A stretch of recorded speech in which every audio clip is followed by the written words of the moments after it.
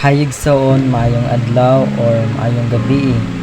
Another day and opportunity again na makashare ko sa mga karon og pulong sa Ginoo. And this video nag-reflect ni siya about sa ato ang value sa Ginoo, no? I know nga ang ato ang kinabuhi mas pililhon pa ta sa tanan nga mga butang.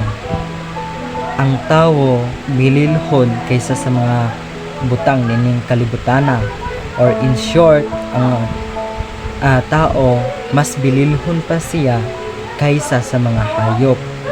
And this video atong tun-an, no, kung unsa ang atong value diha sa Ginoo. And kini nga verses makita sa Matthew chapter 6 verse 26. Ana siya nga tan-awa ang mga langgam, wala sila magpugas ug mag-ani aron ilang tigkumon sa kamalig. Apan giatiman sila sa inyong amahan nga atua sa langit.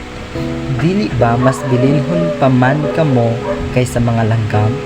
See, these verses nag-reflect siya sa atua kung paano ta giatiman sa Ginoo sa atong kinabuhi. Mas giatiman ta sa Ginoo, no, kaysa sa mga langgam, no? Although ang Ginoo giatiman niya ang langgam, pero mas pa giatiman niya ang ato ang kinabuhi kaysa sa mga hayop. It because kita ang bililhon nga ginabuhat sa Ginoo instead of kanang mga hayop nining kalibutana. Kita ang pinakabililhon sa tanan. It because natay morality, natay understanding, kabalutan ni ana.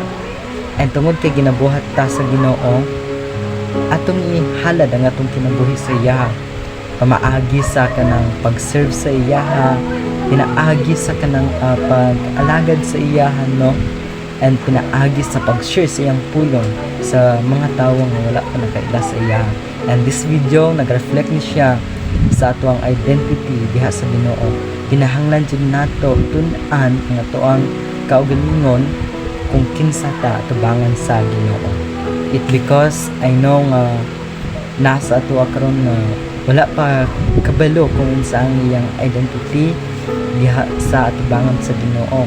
And mao na ang kailangan nimo or kailangan nato kanang sabton, which is unahon nato sabton ang atong kaugalingon kung kinsa man ta atubangan sa Ginoo.